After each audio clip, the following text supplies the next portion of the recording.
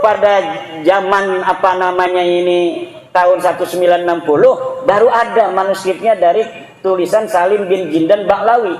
Ini dari Habaib. Nah, dikatakan ada manuskrip Negara Kertabumi di Cirebon 1690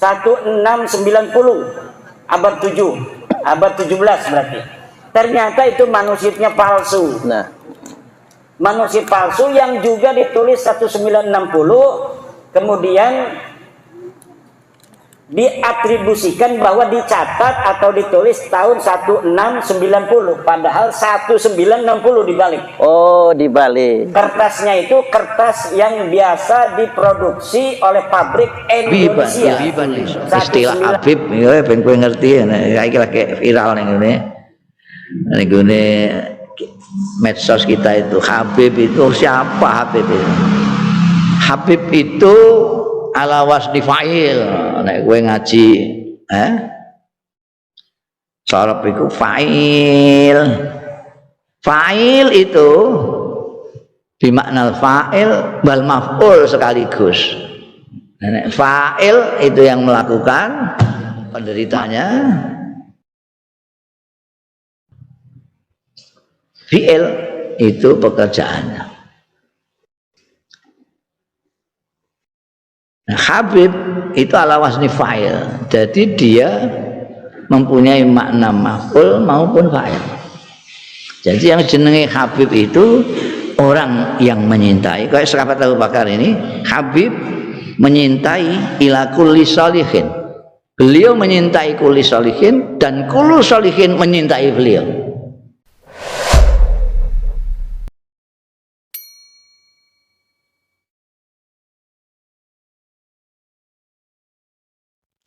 Assalamualaikum warahmatullahi wabarakatuh, sahabat santri yang dirahmati Allah. Ketemu kembali dengan channel ini. Semoga sahabat santri masih dalam kondisi sehat walafiat ya. Banyak orang yang berprasangka buruk, banyak orang yang mungkin menilai sesuatu hanya dari luarnya saja. Nah, dalam video ini kita akan belajar bagaimana kita melihat sisi yang terbaik. Dan semoga juga dalam video ini kita nantinya bisa mengambil iktibar ataupun mengambil satu contoh saja. Ketika kita melihat sesuatu, melihat video, pastinya yang kita harapkan adalah sebuah istilahnya kita akan bisa mengambil petik ataupun kita memetik ilmu dari apa yang kita lihat. Banyak orang yang hanya menonton video hanya untuk kesenangan, tetapi ketika ada orang yang ingin menonton video untuk mencari tahu, dari video ini kita akan mendapatkan jawabannya. Nah, biar tidak gagal paham, mari kita simak videonya. Ini dia videonya, silahkan. Maring saben-saben wong sing soleh. Oh, itu pernyataane Ibnu Abbas tentang Sayyidina Abu Bakar Siddiq. Orang sahabat Abu Bakar Siddiq apik tok isine, apik tok. Dekne seneng atau pakai duka semua apik ora tau. Nanti apa meneh lagi seneng duka iku wae ora ngantek berbuat yang melewati batas. Dengan dan beliau Habiban istilah Habib ya ben kowe ngerti ya iki lagi viral ning ngene. Ning ngene medsos kita itu Habib itu siapa Habib itu? Habib itu ala wasni fa'il. Nek kowe ngaji saraf iku fa'il. Fa'il itu bimakna fa'il wal maf'ul sekaligus. Fa'il itu yang melakukan, penderitanya fi'il itu pekerjaannya. Nah, Habib itu ala wasni fa'il. Jadi dia mempunyai makna maf'ul maupun fa'il. Jadi yang jenenge Habib itu orang yang menyintai. Kayak sahabat Abu Bakar ini, Habib menyintai ila kulli sholihin. Beliau menyintai kulli sholihin dan kullu sholihin menyintai beliau. Karena fa'il wal maf'ul. Jadi sesuai dengan pengertian asal lafate itu orang yang menyintai dan dicintai. Mulane kayak apa? Kiai Profesor Quraisy itu dia sebetulnya Habib itu, tapi beliau tidak mau, karena dia masih belum bisa menjadi orang yang dicintai orang, baru bisa menyintai orang. Beliau mau dipanggil Habib hanya oleh cucunya. Cucunya yang memanggil Habib, karena cucunya dia tahu menyintai dia, dia menyintai cucunya. Nek wong akeh gungkaruan seneng mbek dekne. Sahabat Abu Bakar habiban ila kulli sholihin. Artinya beliau juga dicintai oleh orang banyak. Yang timbal balik itu pancen angel. Pilih-pilihan. Biasanya wong seneng seneng tok ora disenengi, bertepuk tangan sebelah. Makanya ono setengah mati kedebakan kayak satu turu barang ono orang gagas belas payah.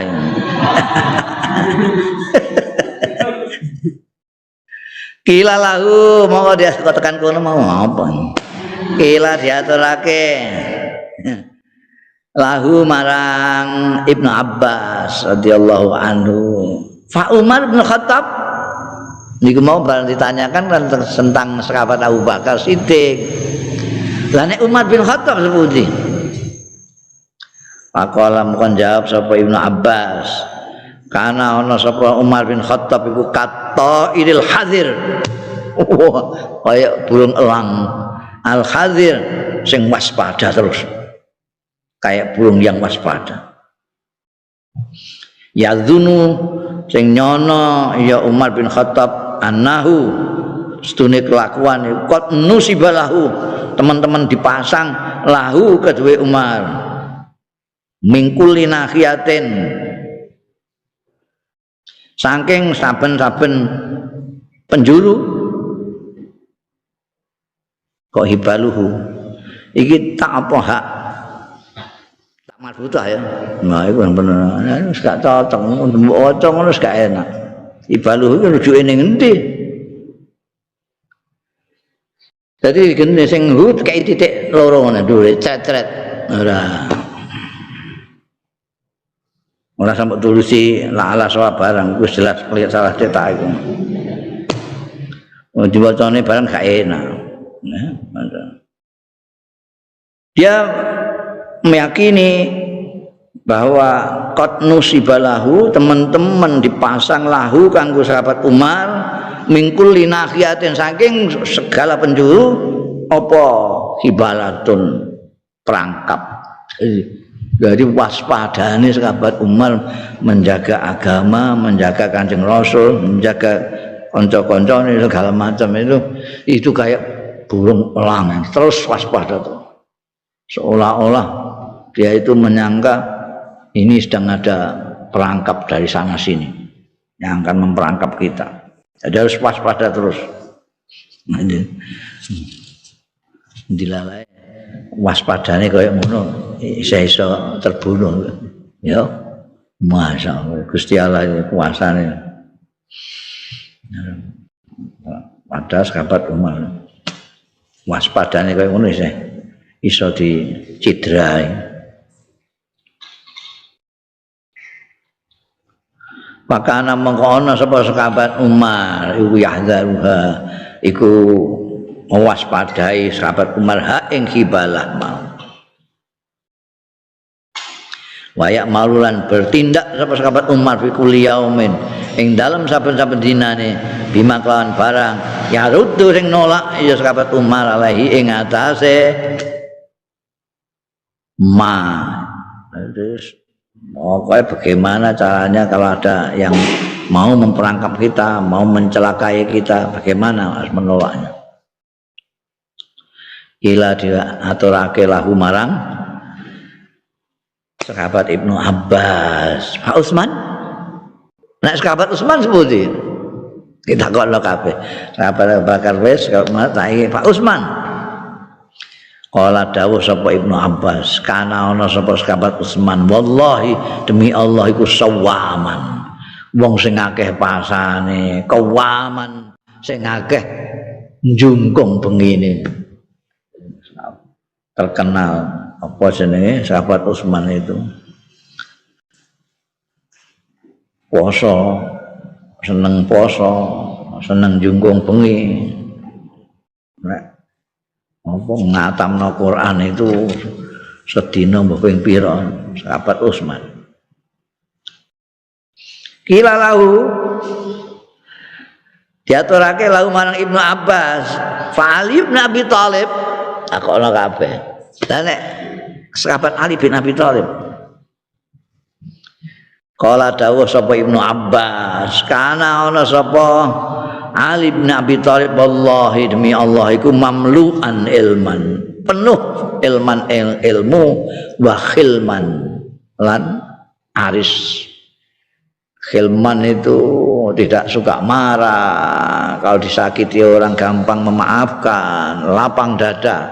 Khilman kaya dengan ilmu, kaya dengan kelapang dadaan itu Sayyidina Ali menurut kesaksiannya Abdullah bin Abbas. Wa kanat lahu lan ana lahu kedue Sayyidina Ali ada kelebihan lain lagi, mergo lahu kedue Sayyidina Ali qarabatun, kerabat, ada masih famili min Rasulillah saking Kanjeng Rasul sallallahu alaihi wasallam, karena beliau itu putranya Abu Thalib. Abu Thalib itu saudaranya Abdullah, ayahnya Kanjeng Rasul sallallahu alaihi wasallam. Dekat sekali. Dari belum resmi menyatakan masuk Islam sudah membantu Kanjeng Nabi Muhammad sallallahu alaihi wasallam. Kanat lahu qaraba min Rasulillah wa kidamun fil Islam. Kidamun. Kalau kodamun sikil mananya. Kidamun itu pelopor, artinya yang Islam itu, jadi orang belum masuk Islam, beliau sudah. Makanya disebutkan di dalam tarikh itu, kalau perempuan yang pertama adalah Sayyidatina Khadijah yang masuk Islam. Kalau dari kalangan tua yang pertama kali sahabat Abu Bakar Siddiq. Dari kalangan muda, anak muda itu Sayyidina Ali karamallahu wajhah. Jadi kidamun fil Islam. Jadi termasuk minal kudama. Karena ada orang-orang yang masuk Islamnya belakangan ada. Fakana mengkono Sayyidina Ali yazunnu annahu setune kelakuan lam layat lupa ora nuprih apa sahabat Ali bihima kelawan ini kekerabatannya dengan Rasulullah dan dahulunya di dalam Islam, tidak nuprih amalan ing harapan illa nalahu kejaba mekoleh sapa sahabat Ali hu ing amal. Jadi kalau tidak pernah mengharapkan karena beliau sendiri, tapi menjaga karena beliau dekat dengan Rasulullah sallallahu alaihi wasallam, masih kerabatnya Rasulullah, dan kidamun fil Islam. Ini dua ini sifat. Wa qallalan kidik banget wallahi demi Allah ma asrafa ala amrin, mulai sapa Sayyidina Ali ala amrin ing ngatane suwijining perkara illa tazayala anhu kejaba berusaha sapa Sayyidina Ali anhu saking amr. Jadi sudah memulai tenanan kok terus kalian tinggal kremprak, tidak. Itu karakter 4 itu menurut Sayyidina Abdullah bin Abbas. Faslun akhbarana Muhammad bin Abi Thahir wallahu a'lam. Tentang nasab Wali Songo kenapa berpindah-pindah? Yang minda-minda itu bukan kita, Baklawi yang minda-minda nasab Wali Songo dalam kitab mereka. Ya. Tahun 1960 Salim bin Jindan menulis kitab bahwa tentang Syekh Khalil Bangkalan. Saya melihat sendiri manuskripnya dari cucu Syekh Khalil Bangkalan. Tulisannya tulisan Salim bin Jindan. Dia mengurut silsilahnya Syekh Khalil Bangkalan ke Wali Songo, kemudian ke Bahlawi. Sementara manuskrip Nusantara yang telah diteliti oleh Profesor Dr. Husein Jayadiningrat tahun 1919, dari berbagai manuskrip yang ada, tidak ada itu Wali Songo keturunan Bahlawi. Silahkan bukunya Profesor Dr. Husein Jayadiningrat masih ada di Tokopedia. Namanya itu Kritik Sejarah Banten. Kritik Sejarah Banten karya Profesor Dr. Husein Jayadiningrat. Itu dia meneliti berbagai macam manuskrip yang ada dari Wali Songo pada tahun 1919, kemudian dijadikan disertasi di Den Haag, Belanda. Kemudian kita bisa baca terjemahnya hari ini dari bahasa Belanda.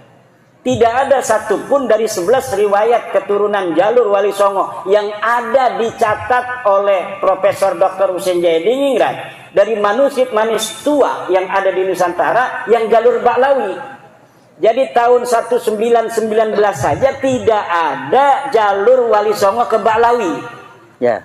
Lalu pada zaman tahun 1960 baru ada manuskripnya dari tulisan Salim bin Jindan Bahlawi. Ini dari Habaib. Nah, dikatakan ada manuskrip Negara Kertabumi di Cirebon 1690 abad 7. Abad 17 berarti. Ternyata itu manuskripnya palsu. Nah, manuskrip palsu yang juga ditulis 1960, kemudian diatribusikan bahwa dicatat atau ditulis tahun 1690, padahal 1960 dibalik. oh dibalik. Kertasnya itu kertas yang biasa diproduksi oleh pabrik Indonesia. 1960. Silakan cari di internet manuskrip Negara Kertabumi palsu. Itu ada bagaimana filolog UI sudah mengadakan penelitian manuskrip itu palsu. Di situ ada silsilah Sunan Gunung Jati sampai Ubedillah. Ternyata manuskrip itu palsu. Pakainya apa itu? Tulisannya tulisan Jawa kuno. Jadi tulisannya Jawa, kemudian tidak berbahasa Belanda, tidak berbahasa Indonesia, tapi tulisan Jawa. Tapi ditulisnya 1960. Di sana ada nasab Wali Songo, terutama Sunan Gunung Jati sampai ke Ubedillah. Ternyata manuskrip ini adalah manuskrip palsu. Satu lagi manuskrip itu, cerita Purwaka Caruban Nagari. Purwaka Caruban Nagari itu, yang juga ada silsilah ke Bahlawi itu sama manuskrip Belanda. Manuskrip pada zaman Belanda yang ditengarai bahwa manuskrip itu adalah manuskrip sengaja untuk memutarbalikkan sejarah Indonesia. Jadi manuskrip kolonial, manuskrip palsu untuk memotong sejarah Wali Songo dan bangsa Indonesia hari ini. Kenapa? Karena Belanda itu, bapak-bapak, ibu-ibu, mempunyai sebuah kepentingan agar bangsa Indonesia ini jangan bersatu di masa depan. Akhirnya silsilah-silsilah kita yang satu dengan orang Aceh, dengan orang Maluku, dengan orang Bali, dengan orang Kalimantan dipisah-pisah, bahwa tidak ada kaitan keluarga. Padahal semua orang Nusantara ini ada kaitan keluarga. Maka saya sudah katakan nanti saya akan berusaha untuk mengumpulkan segala sumber untuk mendapatkan nasab Nusantara, agar bangsa Indonesia ini bukan hanya merasa dirinya bersaudara dengan perjanjian di atas Undang-Undang Dasar, tapi juga memang kita secara de facto adalah saudara dari sisi darah, sama-sama keturunan Nusantara. Kalau kita ingin melihat bangsa Indonesia dengan tanah air kita yang tercinta ini tetap dalam negara kesatuan Republik Indonesia, maka bukan hanya ada sebuah komitmen konstitusional, tetapi juga ada komitmen kekeluargaan yang jalur itu memang sudah niscaya Kenapa kita sekarang ini ada di dalam jajaran pulau-pulau Nusantara? Karena memang leluhur kita dulu ini satu. Leluhur kita dulunya adalah satu. Dan kemudian dipisah-pisah oleh sejarah-sejarah bohong Belanda. Akhirnya seakan-akan orang Medan tidak ada kaitan dengan orang Lampung tidak ada kaitan dengan orang Banten tidak ada kaitan dengan orang Aceh dan lain sebagainya. Padahal semuanya bangsa Indonesia ini mempunyai leluhur yang sama di masa lalu, kakek bersama, entah itu 1000 tahun yang lalu, entah 2000 tahun yang lalu, entah 10.000 tahun yang lalu. Nilai-nilai persaudaraan yang hari ini bisa dilihat dari haplogrup O, yang merupakan jadul lurus laki-laki Indonesia, Malaysia, Thailand, itu nanti secara ilmu DNA akan dicari family matchingnya, secara ilmu nasab juga akan dicari family matchingnya. Kita ini sampai mana nasabnya, agar kita ini jati diri kita sebagai bangsa Indonesia tidak bisa lagi diutak-atik oleh orang asing. Akhirnya nilai-nilai persatuan kita untuk bersatu, betul-betul kita akan menjaga tanah air ini dengan segenap kemampuan yang kita punya untuk menjaga warisan tanah leluhur kita, yaitu tanah Nusantara ini. Kemudian menyikapi kiai-kiai yang masih terus berhusnudzon. Bagaimana menyikapi kiai-kiai masih husnudzon? Ya, husnudzon itu sudah saya katakan, la ibrata bidzannil bayyini khata'u, tidak boleh dijadikan pegangan husnudzon kalau sesuatu itu sudah nyata salah. Doraka hukumnya kita berhusnudzon kepada sesuatu yang jelas salah. Kalau dipaksa oleh ketua PWI Lampung, ketua PWI Lampung Selatan, gula itu asin, jangan mau. Wong kita sudah merasakan gula itu manis, kok Kiai Parman memaksa kita ngomong gula itu asin? Gak bisa. Kita harus itu sesuai dengan keyakinan kita. Kata Rasulullah, walau aftakal muftun, walau aftal muftun yang sering di roasting orang itu, mereka tidak sadar sedang merosting Nabi Muhammad. Karena kalimat walau aftal muftun itu adalah kalimat dari baginda Nabi besar Muhammad sallallahu alaihi wasallam. Jika engkau telah meyakini kebenaran, maka jaga kebenaran itu walau aftakal muftun, walaupun orang-orang berfatwa berbeda dengan dirimu. Ini adalah ucapannya Rasulullah Muhammad sallallahu alaihi wasallam. Tetapi di roasting katanya Kiai Imad itu tidak akan menerima apapun dalil yang dibawa oleh ulama sedunia karena dia sudah mengatakan walau aftal muftun. Ya kalau mendatangnya bawa dalil, ya kalau saya nggak nerima dalil saya bisa dihukum, bos. Ya. Kalau kita ngomong sembarangan gak ada dalil, kita ini bicara hoak. Kalau hoak itu bisa kena pasal. Sekarang mana dalilnya yang mengatakan Ba'lawi itu turun Nabi? Hayo kita adu dalilnya. Kalau tidak berarti Anda yang menyebarkan hoaks selama ini. Tapi kenapa Kiai Suparman belum melaporkan orang yang nyebarin hoaks? Enggak tahu, tanya sama Kiai Suparman. Kalau saya sibuk ngajar ngaji, nggak bisa lapor-lapor kemana-mana. Kalau di somasi numpuk saya banyak itu somasi. Saya biarkan aja, kapan mereka mau melaporkan, ayo kita diskusi di pengadilan. Cocok. Kita diskusi di pengadilan itu enak, Pak. Saya lihat itu kalau pengadilan itu hakim memberikan keluasan kepada orang-orang untuk bicara apa adanya sesuai fakta yang dimiliki. Kemudian kalau perlu untuk hadap-hadapkan di muqabalah, dihadapkan. Mana dalilnya kamu? Coba lihat, kata hakimnya. Coba ini lihat, ini palsu Pak Hakim, kata saya. Kan nanti gampang saya ngomongnya. Tuh lihat Pak Hakim, kertasnya aja begitu. Katanya tahun 600 Hijriah. Ini kertasnya ada garis-garisnya Pak Hakim. Coba lihat tuh. Garis-garis begini, ini pabrik Indonesia tahun 1960 Pak Hakim. Bener ini kimat nih. Ini yang bener. Itu nanti begitu. Kalau di pengadilan, ujung-ujungnya misalnya kalau hakimnya puyeng, udahlah DNA aja, DNA. Panggil dari BRIN, panggil dari Rumah Sakit Bayangkara, Polri. Ini pegang ini, orang ini pegang ini. Coba rambutnya ambil, darahnya ambil. Coba mesinnya bawa sini, kita lihat supaya tidak bohong. Kalau dokternya ini bohong, kita tembak langsung nih dokter. Jangan bohong, coba lihat. Kita lihat sampai ini mesin mengatakan apa hasil daripada haplogrupnya dia itu. Dan pengadilan itu banyak duitnya, negara namanya. Bisa mengambil ahli-ahli DNA dari internasional untuk dihadirkan.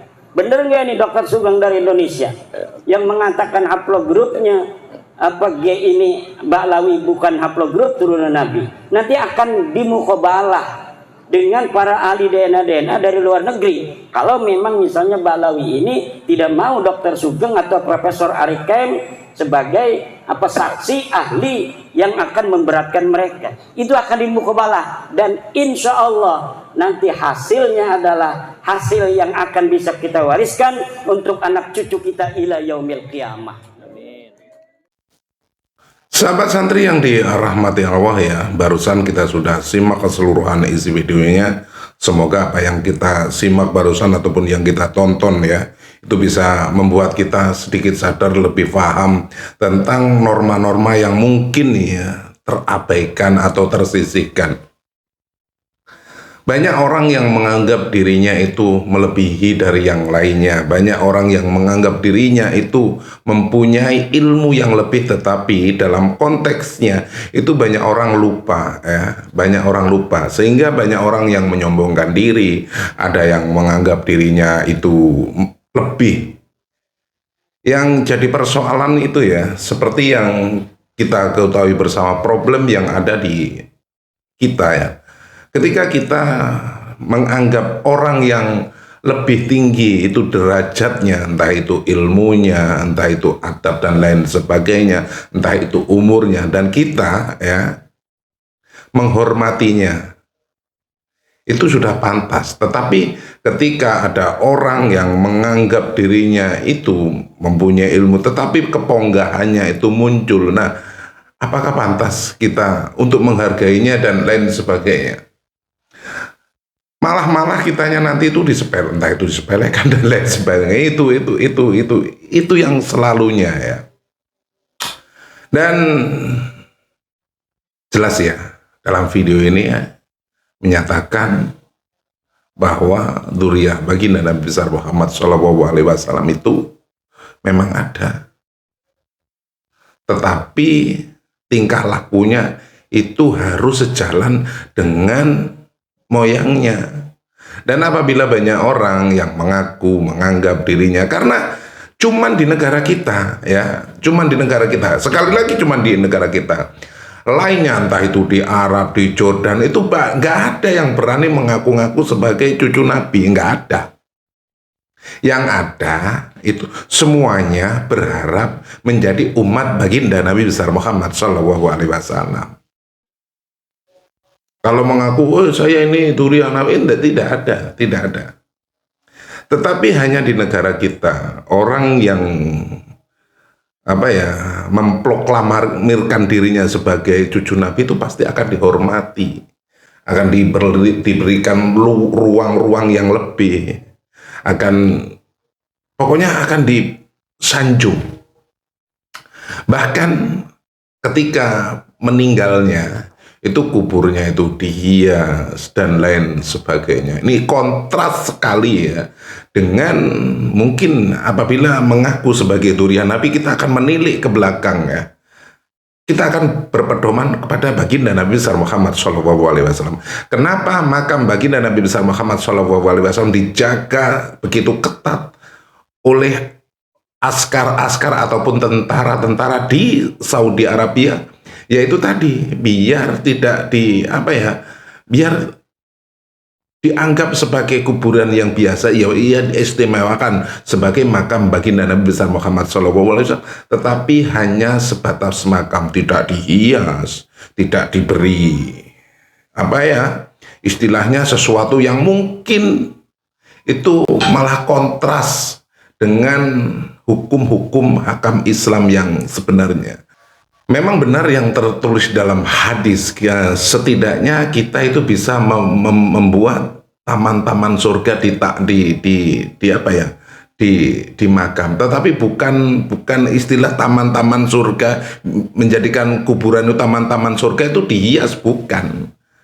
Tetapi ya konteksnya kan terbalik ya. Kalau di kita itu banyak orang yang menghias makam sedemikian rupa sehingga kesakralan makam itu mungkin hilang. Berbeda dengan di negara-negara lain yang mungkin ya tidak mengkultuskan makam, sehingga nanti jatuhnya itu pasti akan mengkultuskan makam, karena yang mengkultuskan makam itu mungkin sejauh kita tahu saja ya cuman ada di negara kita. Banyak orang yang mengproklamirkan dirinya sebagai wali. Nah, cukup wali antara kita dan Allah saja. Sahabat santri, mungkin sampai di sini dulu jumpa kita. Mungkin ada yang terkeliru dari saya menarasikan video ini, atau tutur kata saya yang kurang berkenan di hati Anda, mungkin lancang ya mengkoreksi, menjabarkan video ini, izinkan saya mohon maaf. Semoga apa yang kita tonton barusan bisa kita ambil hikmahnya, kita bisa mendapatkan ilmu dari yang sudah kita tonton bareng-bareng barusan ya. Ada Kiai Haji Maduddin Usman Al-Bantani, juga ada Gus Mus ya yang menyampaikan makna dari kata habaib itu, yang dicintai dan yang mencintai. Apabila cuman bisa mencintai saja dan tidak dicintai orang, itu maknanya bukan habib ya. Nah, dari sini kita bisa memaknai bahwa sesuatu gelar, sesuatu nama yang disematkan itu sungguh terhormat apabila orang yang diberi gelar itu bisa menjalankan amanah gelar tersebut. Dari bicaranya, dari segi ilmunya, dari segi pengalamannya, dan lain sebagainya. Ada Kiai Haji Maduddin Usman Al-Bantani yang menceritakan bagaimana orang-orang yang menganggap dirinya sebagai dzurriyyah baginda Nabi besar Muhammad SAW, tetapi dalam kenyataannya itu tidak bisa memberikan contoh. Kadang ya banyak kurofatnya, banyak menebar yaitu tadi ajaran-ajaran yang kadang melenceng dari norma-norma asas yang sudah ditetapkan oleh baginda Nabi besar Muhammad SAW. Sampai di sini dulu cuma kita, mungkin ada yang terkeliru, mohon maaf apabila ada yang salah, dan saya akhiri wabillahi taufiq wal hidayah. Wassalamualaikum warahmatullahi wabarakatuh.